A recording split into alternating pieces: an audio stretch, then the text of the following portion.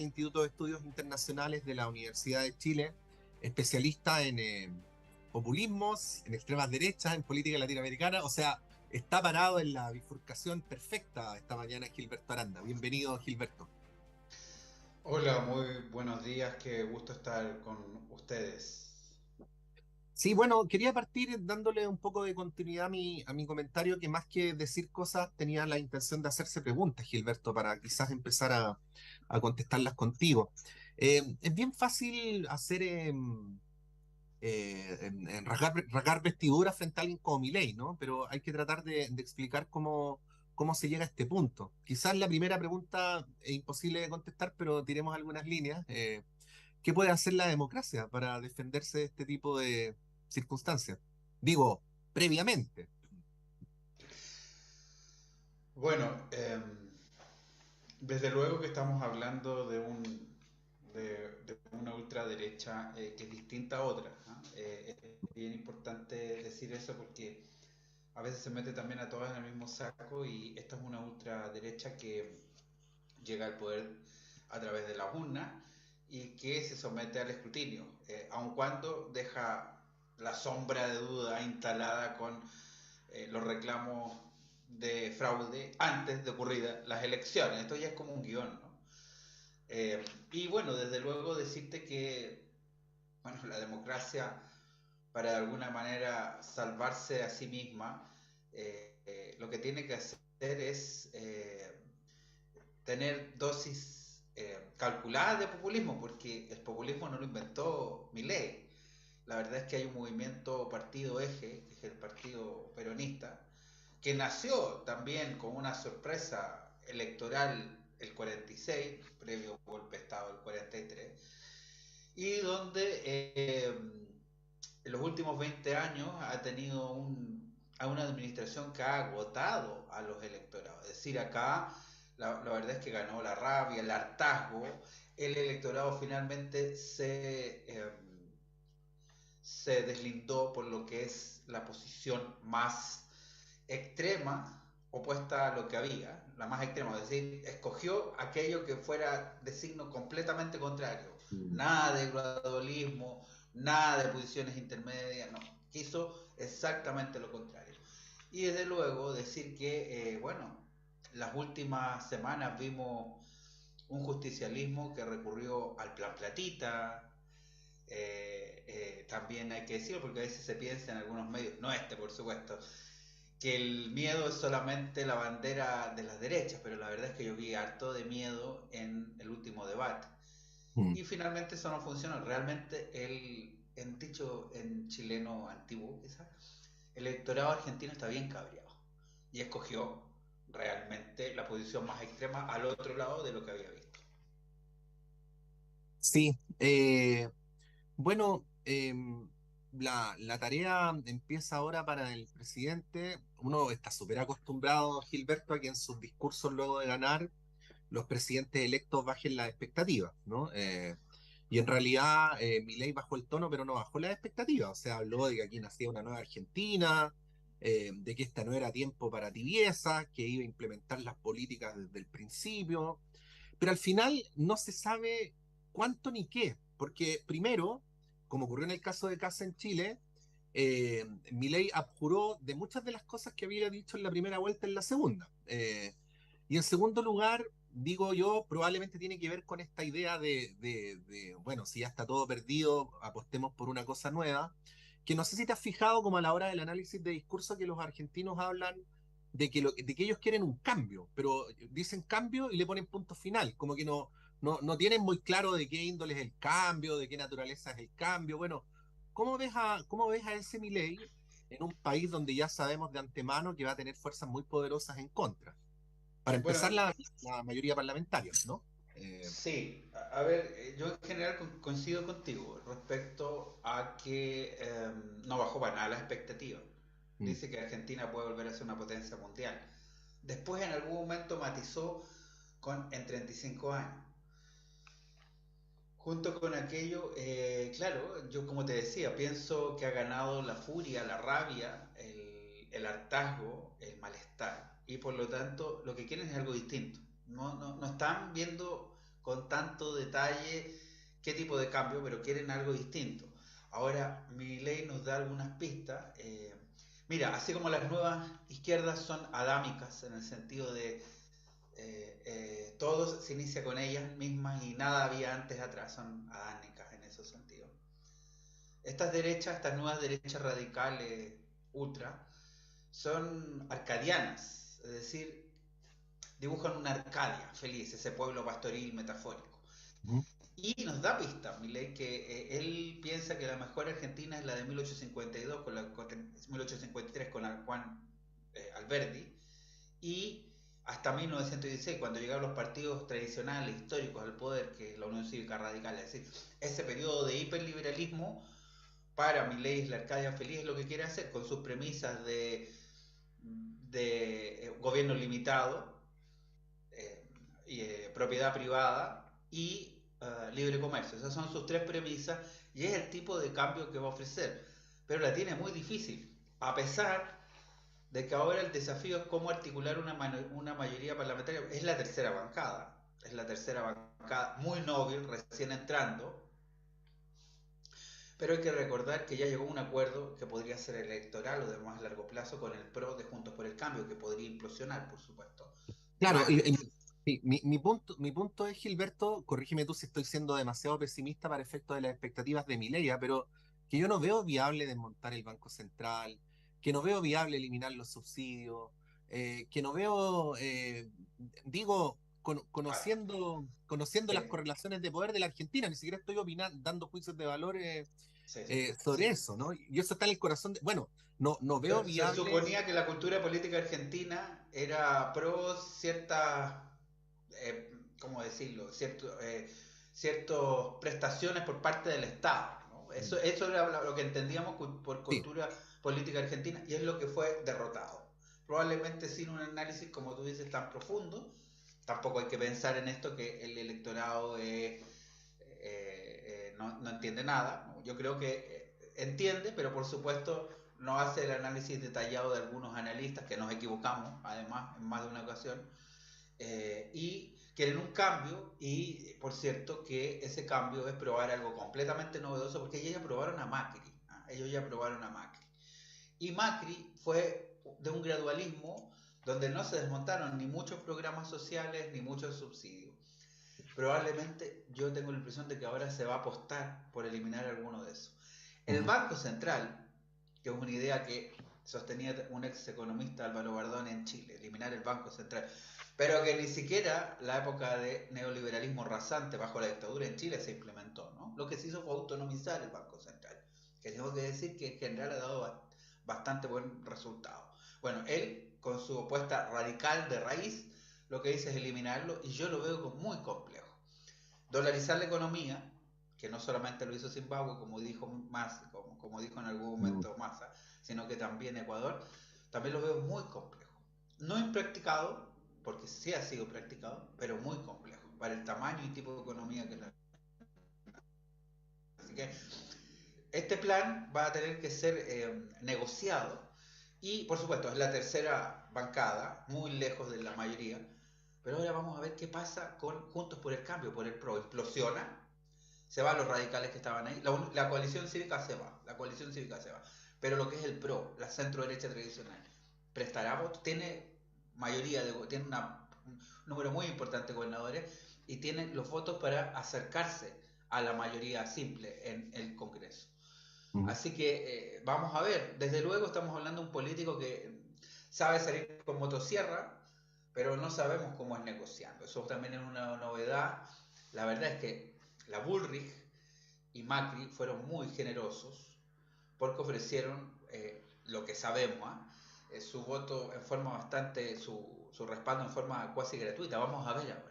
Pero además fueron muy buenos apostadores porque quedaron súper bien parados, Gilberto. Sí, claro, o sea, lo Eh, mencionaron varias veces ayer, sí, sí, pero evidentemente el programa de Macri, al menos en la práctica, fue muy distinto a lo que ofrece Milei. Y todo eso está por verse. A mí me sí. parece que lo tiene difícil, no solo No, por no, las no. Yo, mayorías.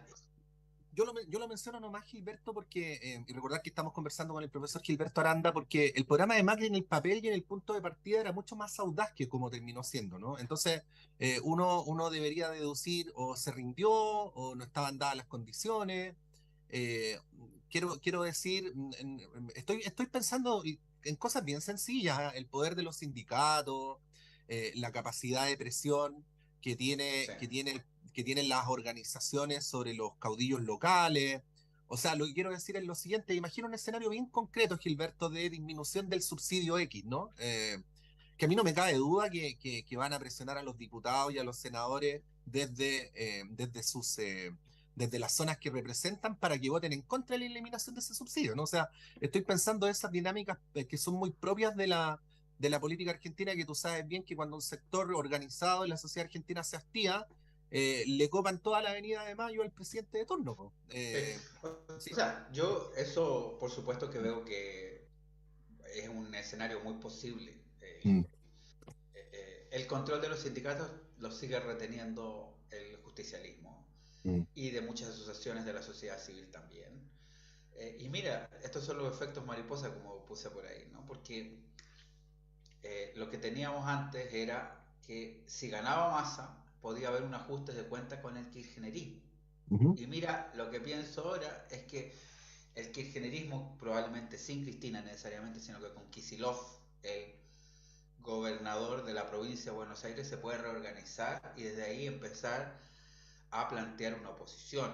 Y por supuesto, aliados principales van a ser los sindicatos afines, adictos, y asociaciones de la sociedad civil que también han tenido un lazo demasiado íntimo con el peronismo. mm. Así que yo ciertamente creo que esto abre una caja de sorpresa. Yo creo que tuvo un cambio Milei entre la primera y segunda vuelta, moderoso estilo, no así, no así muchas de sus promesas que no se aparcaron. Y en cambio, lo que tenemos es una sobre expectativas que le pueden jugar en contra muy pronto. Sí. Sin embargo, Gilberto, esto sí. está recién empezando, asume el 10, así que es un rato, el 10 de diciembre.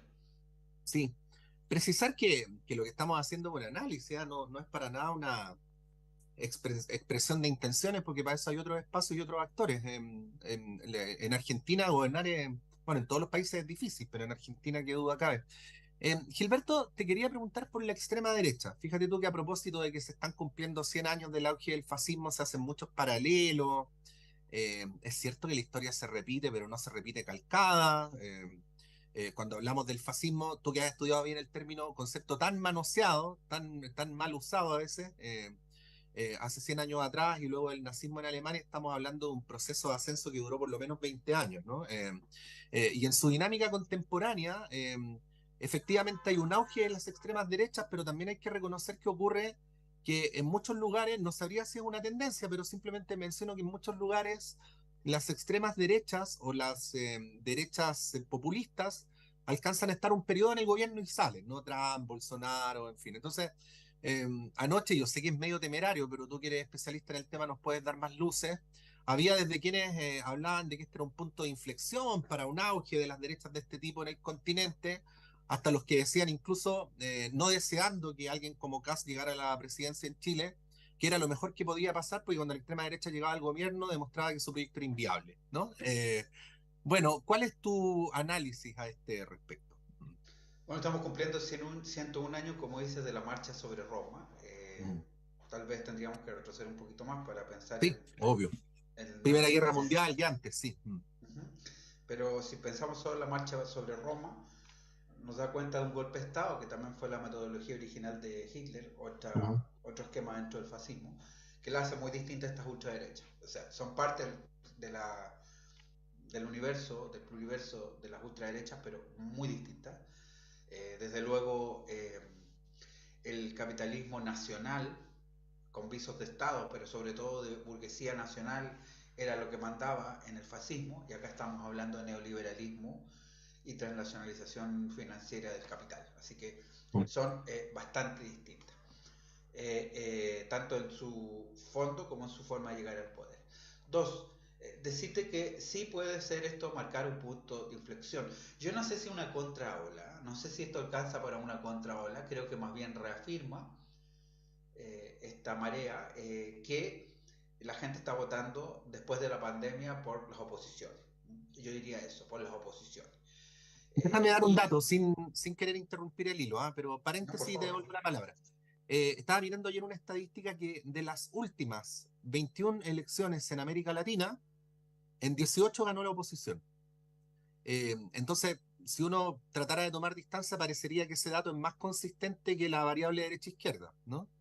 Definitivamente, yo creo que se está votando por las oposiciones, que después de la pandemia y de, además tengo que decirlo, de lo que fueron esa madeja de estallidos sociales en varios países, la gente salió bastante agotada y apuesta por el cambio, lo que significa votar por oposiciones. Yo creo que esta marea contraria al signo político precedente, yo creo que debe leerse a la luz de votación pro oposiciones que confirmación de gobierno. Ahora, yo creo que el dato que sí es importante es que si en un país como Argentina, con esto empezamos, ¿no? Con la cultura política que tiene, donde hay un Estado muy acompañante, un Estado en cierto sentido omnipresente, si eso pasa en Argentina, que es un país de los grandes, como se dice tradicionalmente en América Latina, la verdad es que puede pasar en cualquier otro país, algunos muy cerca de Argentina, para que decirlo bien, bien claro. ¿Ah? Así que no hay que extrañarse que la gente termine votando por el sentido completamente contrario a lo que hizo la última vez, e incluso por propuestas que son muy, muy radicales como la de Milei. Gilberto, para finalizar, espero que no sea muy rara la pregunta para ti, pero confío. Bueno, tú que has estudiado comparativamente el tema, no solamente para atrás, sino también para el lado, incluso estuviste en España haciendo investigación de posgrado al respecto, y si pudiéramos, toda esta conversación que hemos tenido, que partió sobre Argentina, continuó sobre las extremas derechas, aterrizarla en Chile. Eh, y faltando 2 años para las próximas elecciones. ¿De qué piensas tú que depende el éxito o fracaso de propuestas como, por ejemplo, las que impulsa el Partido Republicano con un candidato que ya se ve que es el que va a ser, que es José Antonio Cast?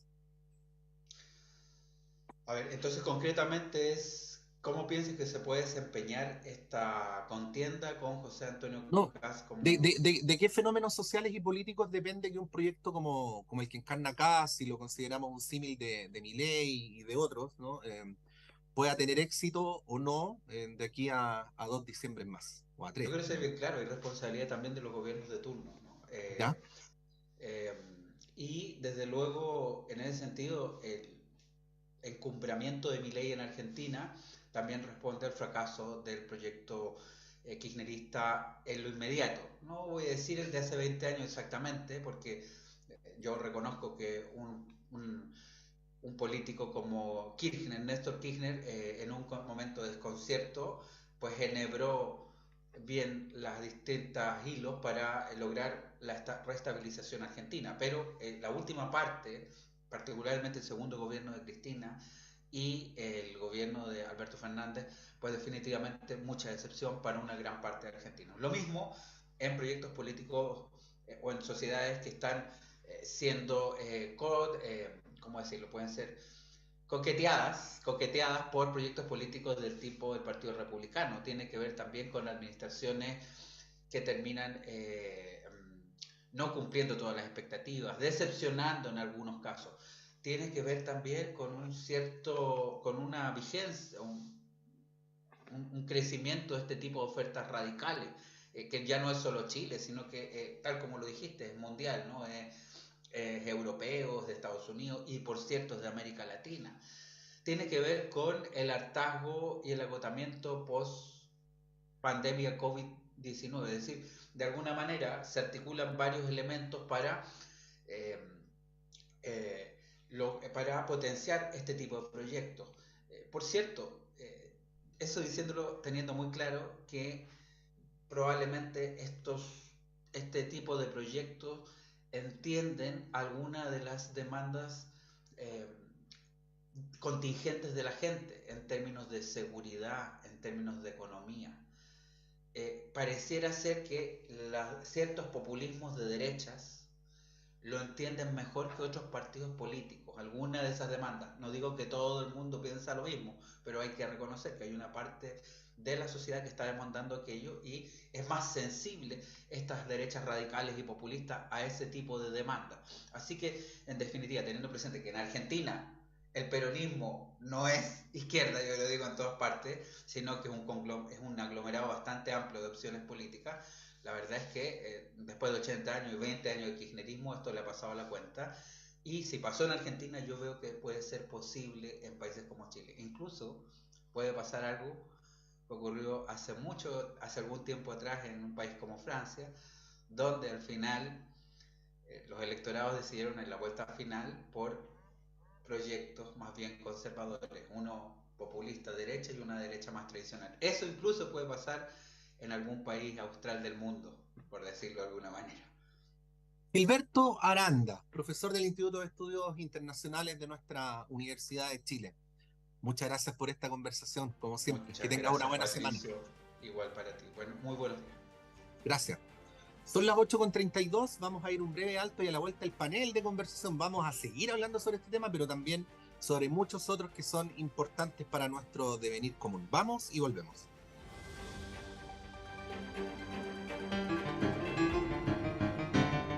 Radio Universidad de Chile les invita a escuchar el programa Contrastes, un panorama de la